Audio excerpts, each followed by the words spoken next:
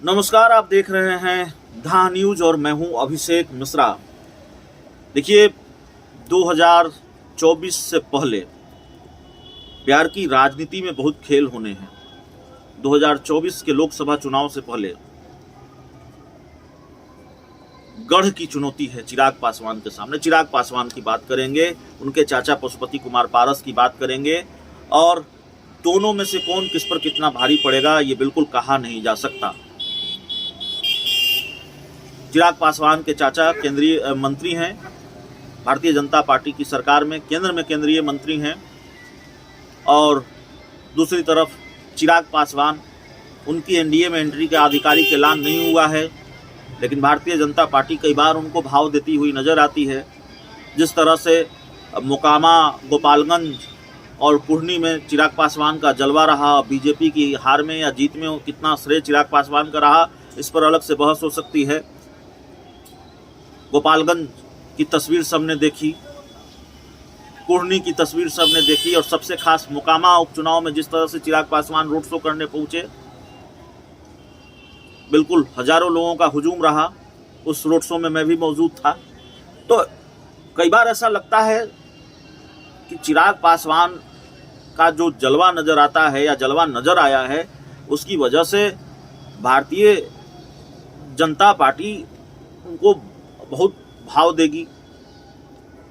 कई बार चाचा पशुपति पारस भारी पड़ते हुए नजर आते हैं, और जिस तरह से देरी हो रही है चिराग पासवान की एनडीए में एंट्री के ऐलान को लेकर, उससे लगता है कहीं मामला फंसा हुआ है। एक बात जो समझ में आती है, जो अड़चन नजर आती है, अब पता नहीं ऐसा है या नहीं है, हमारे पास जो जानकारी है उस जानकारी के आधार पर हम अपनी बात रखते हैं, क्योंकि बातचीत होती है। हर हाल में किसी भी कीमत पर, इस बात को छोड़ दीजिए कि चिराग पासवान और भारतीय जनता पार्टी के बीच सीटों की क्या डील होगी, चिराग पासवान को कितनी सीटें चाहिए, कौन कौन सी सीटें चाहिए, लेकिन हर हाल में चिराग पासवान हाजीपुर की सीट चाहते हैं। हर हाल में उनको हाजीपुर की सीट चाहिए, वहां से वो लड़ें या किसी दूसरे को लड़ाएं। खबर यही है कि हाजीपुर से वही चुनाव लड़ेंगे।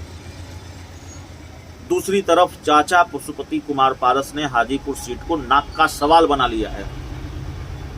हर हाल में उनको भी हाजीपुर की ही सीट चाहिए एनडीए कोटे से। अब सीट एक है, दावेदार दो हैं, और भारतीय जनता पार्टी के सामने धर्म संकट ये है कि दोनों को अपने साथ बीजेपी रखना चाहती है, किसी को बाहर नहीं करना चाहती। तो हाजीपुर की सीट किसके हिस्से में जाएगी ये देखना बड़ा दिलचस्प होगा।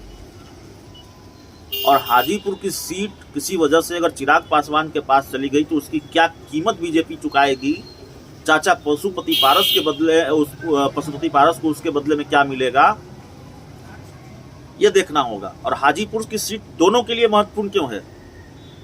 चिराग पासवान हो या चाचा पशुपति कुमार पारस हो, दोनों ये दावा करते हैं कि रामविलास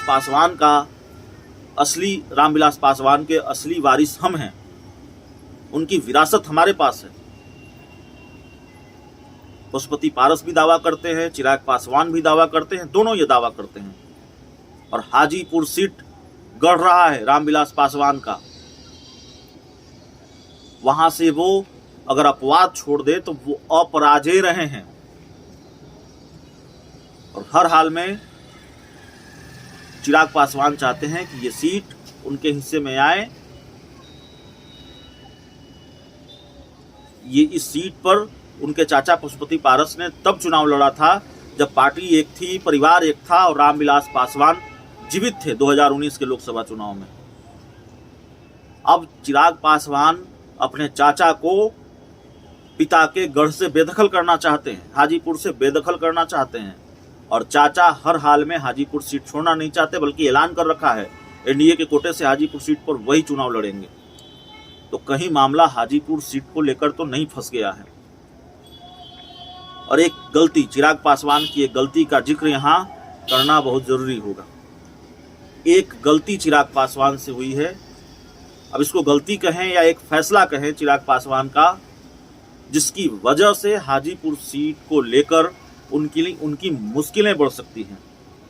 दरअसल बिहार में विधान परिषद के चुनाव थे और चिराग पासवान ने कई सीटों पर अपने उम्मीदवार उतारे, हाजीपुर सीट पर अपना उम्मीदवार नहीं उतारा।